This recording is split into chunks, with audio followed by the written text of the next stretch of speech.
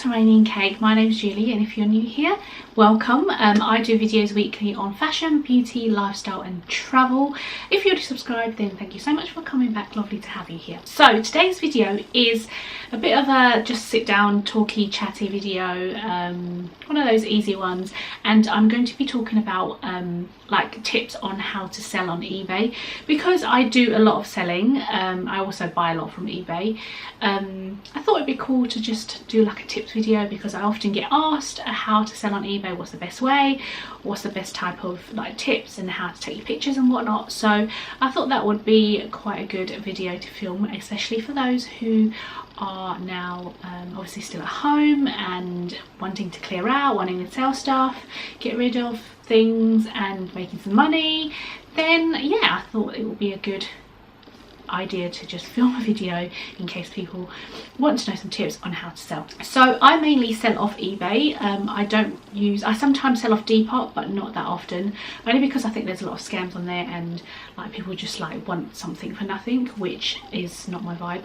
eBay, you just put a price and people bid, and obviously sometimes you might not get it at the price that you wanted it for, but generally I always get a sale off of eBay. So yeah, I'm going to be mainly talking about eBay, but if you do sell off other websites, I feel like maybe these tips would help as well, especially if you do like Facebook Marketplace, which I've only just started recently using. I'm not sure if I like it. Not to sell, I've just been buying off there, but yeah, I'm trying to sort of just get used to it. But yeah, at the moment eBay is my main bay.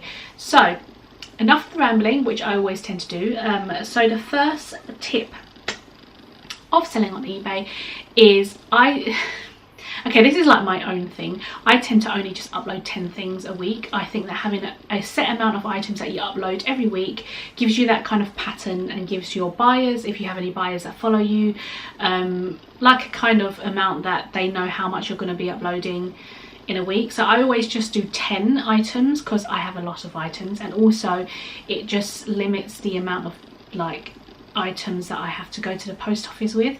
As in, I know that in 1 week I will sell 10 items. If I even do sell all 10 items, I might not, I might only sell 8 items, but at least 10 is manageable to go to the post office with.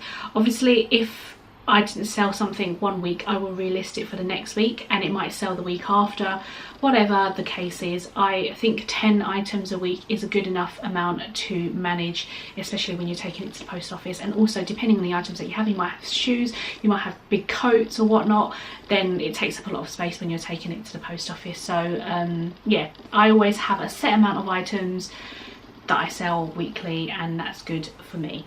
So tip number 2 is to have a good description.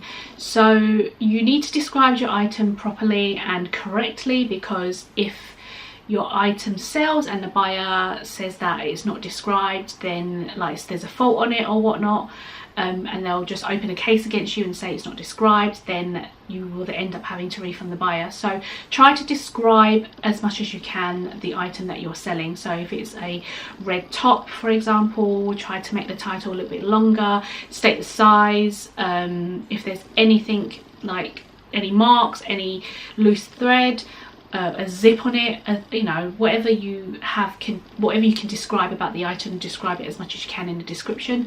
I always put like obviously the brand, what condition it's in, if it's the sizing, whether it's oversized, whether it will fit like a bit smaller. I always put what postage I'm going to use, and I always put about unpaid item cases, because I get that on a weekly basis that people don't pay. So I always put a little note in there to say if the item's been paid for within 2 days, then I will open a case against them. So try to make sure that your description is as clear as possible and includes enough information. I also always put at the end, like, any questions, ask me, as in ask the seller, because I'm always open to questions if you want to ask. Tip number 3, pricing and postage. So eBay's a lot more advanced now. When I first started using it, you had to put everything manually in, but now eBay will automatically fill in gaps for you. And when you put an item up, eBay will sort of rummage through their listings and give you a price that they think you should start listing it at. I always add £2 to that listing extra, because I just feel like sometimes eBay are wrong with the pricing, and I think that's worth more.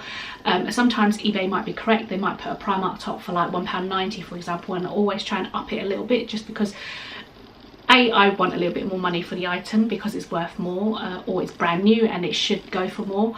Or if like you're made an offer, for example, by a buyer, then they might offer you the price that you've listed it at straight away, so you could kind of tend to make a bit more that way. So I always add a few more pounds to the extra, to the pricing that eBay gives. And then with postage, don't shortchange yourself for postage. Always make sure you charge the correct postage, because eBay add that as your fee as a total. So always make sure you add a bit more for postage. So my standard postage at the moment is £3.60.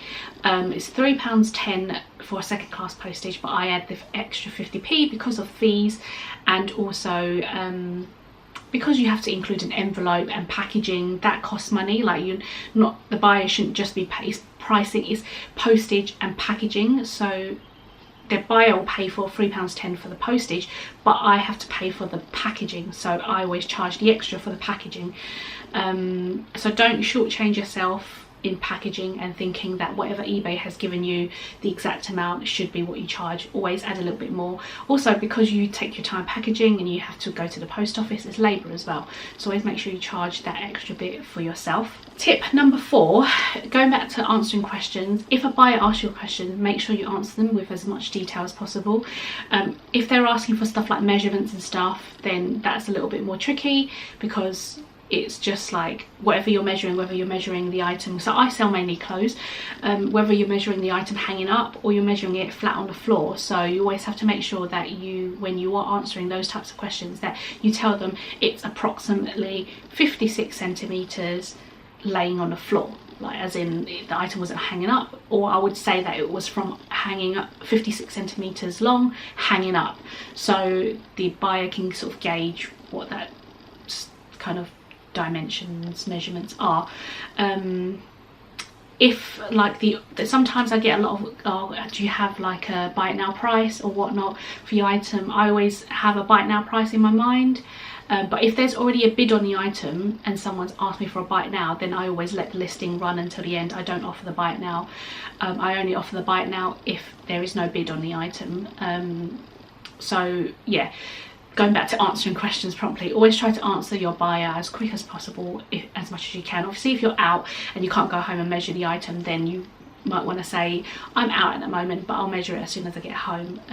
But don't forget to answer the questions promptly, and actually remember to answer the questions, because it's very important for buyer experience as well. Tip number 5 is, again, back to the packaging question. Bulk buy your packaging. So I bulk buy from eBay, like 100 bags or 100 envelopes, bubble wrap, all that types of things. So I bulk buy that type of thing, so I know that I've always got packaging ready to ship stuff. The worst thing you want is to run out of packaging and then you've got to ship something within the next couple of days and you have to rush out and buy stuff. So always make sure that if you're down to your last sort of like 10 envelopes or last bit of bubble wrap, to make sure that you top up. I also keep a lot of the packaging that is reusable, so I can actually just recycle the packaging, because sometimes when I order stuff I will get some bubble wrap inside the box. I'll keep that and I'll reuse it, because, you know, it's just something that we should do these days and start to reuse stuff. So yes, I always make sure I bulk buy and reuse. Tip number 6 is to post your item in time and to also leave feedback. So posting in time, meaning you're allowed up to, on eBay you're allowed up to 3 days to post. You can set it to 2 days to 1 day, it's up to you. I always leave it at 3 days because I always like to have the extra time to make sure I get to the post office, package and whatnot. So always post within that range that you've set yourself. eBay will send you a warning anyway if you haven't posted on the 3rd day or after the 3rd day, but always make sure that you post it in time, because when a buyer buys something, eBay gives them an estimated time of arrival. So if that doesn't come in time, then they might leave you bad feedback, or not bad feedback, they might just say, oh, it was delayed and whatnot, but you don't want that. So make sure you post it in time. And then leaving feedback, I always make sure I leave feedback for my customers and buyers, whatever you want to call them, but I only leave it if they leave me one.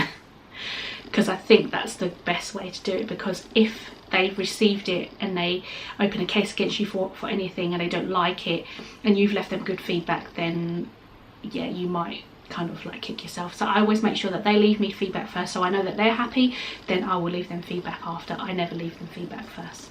And the last tip, tip number 7, is to make sure you save enough money in your PayPal account for the fees that you get charged for eBay. So eBay charge a certain amount for every listing, and also like the final cost of it.